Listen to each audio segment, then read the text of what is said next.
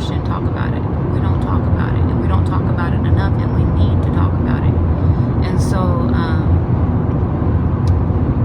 I was thinking that we should start talking about it more, and so, and why don't we talk about it? It's because of shame. And the only one that can judge us is God. Like, he is the judge. Nobody else matters. Their opinions don't matter. Like, nobody else matters. It just doesn't matter. God is judge, period. And so,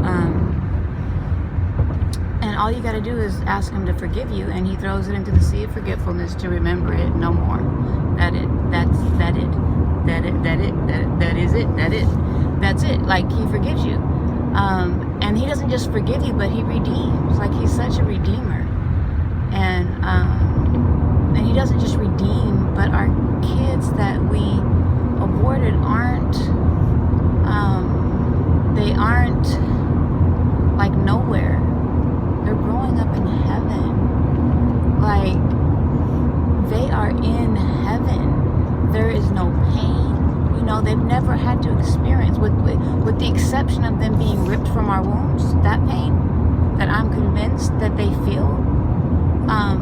They don't experience pain, like, they're having fun, like, they're jumping in the river of life. Their life is just fun 24/7, and they're with the Father, they're with the Lord, they're with Jesus. Like, gosh, can you imagine growing up in that? And I've heard some people say they think that, God is so infinite. I know God is infinite, but they think, they're saying that God can make your baby still a baby, so when, he can make it to where your baby doesn't grow until you get there, and then you still get the chance to raise your baby. I'm like, he's God. I don't know what he's doing or how he's doing it. I'm honestly okay either way, Lord. If they grow up or if they're still babies, I'm like, I'm good. He's the God that's outside of space and time, so I'm not going to limit him at all, ever. And so that was just it. Like, let's talk about it. Let's start to talk about it. Get rid of the shame. That's just the devil. That's the enemy. Like, forget about the shame. Only God can judge me, and we are their voice. Like, they lost their voice. They don't have a voice. We are their voice. And so yeah, I was just thinking, just pondering, like, it's shame, and let's talk about it. And I've heard people on the left say that, what about the women who don't have access to abortion? I want to hear the story and see the face of one woman in the United States of America who does not have access to abortion. Personally, I don't think they exist. We've all had easy access to abortion, and they've told us it wasn't a life. They've told us it was whatever, it wasn't a life, no heartbeat, whatever. They're quick to do them. They encourage them. And so I know a lot of women that have, most women that I know that have had them regret it. There's only one that I've spoken to about it who says no, she doesn't regret it. Although I don't believe her. I think deep down inside, maybe, I think like, first we have to be able to look at ourselves. We have to see ourselves, and we have to be able to take ownership of the mistakes we've making. We have to be able to say no. We have to stop justifying our actions. Like, we are imperfect, and it's okay. We're human. We're imperfect. It's okay. And so, yeah. And so just God forgives, and we move forward, and that's it. Like, there's no condemnation for those that are in Christ Jesus. He convicts us, and he wants us to do better. He wants us to get it right, but he loves us. Like, no matter what, he loves us. And so I've had 3, and I was 19 when I got pregnant with my daughter. I was 20 when I had her. At 18 I had a miscarriage. 19 I got pregnant with her. 20 I had her.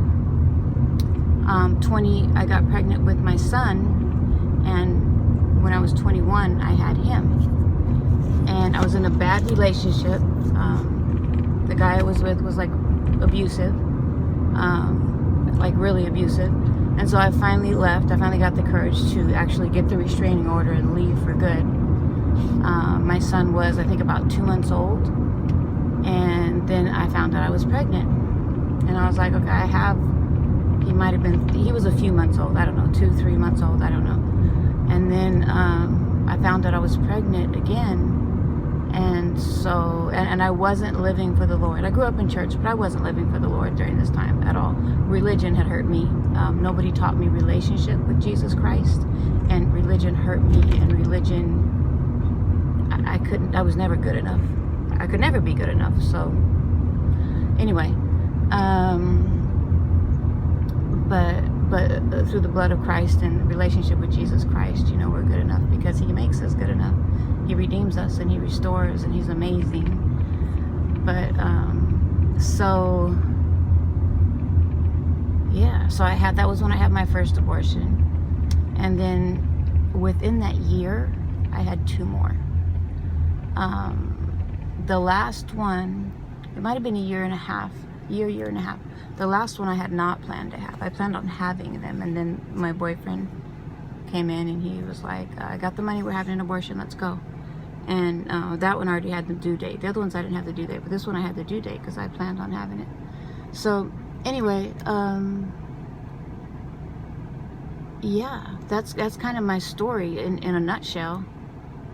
But like, we are their voice, and so I just really, it's like on my heart this morning for women to let go of the shame, because that's not from God. That is not, let go of the shame, because we are their voice. Like, they came from our womb. We are their voice. So I just want to encourage women to let go of the shame. Make a video. I'm thinking about the Walkaway campaign, and I made a video for that, and that was just fun. And I was like, why don't women that have had abortions and have regretted it and are mourning have mourned? I've mourned the deaths. I couldn't even remember that I had 3. It literally took maybe a decade for me to remember that I had 3 abortions. I couldn't remember how many I had, because I guess PTSD, I already had that from the domestic violence, which I feel like I'm free from now. But the abortions too, it was just like I couldn't remember. I just couldn't. And so I kept praying. I was like, Lord, I want to remember them. I want to remember them.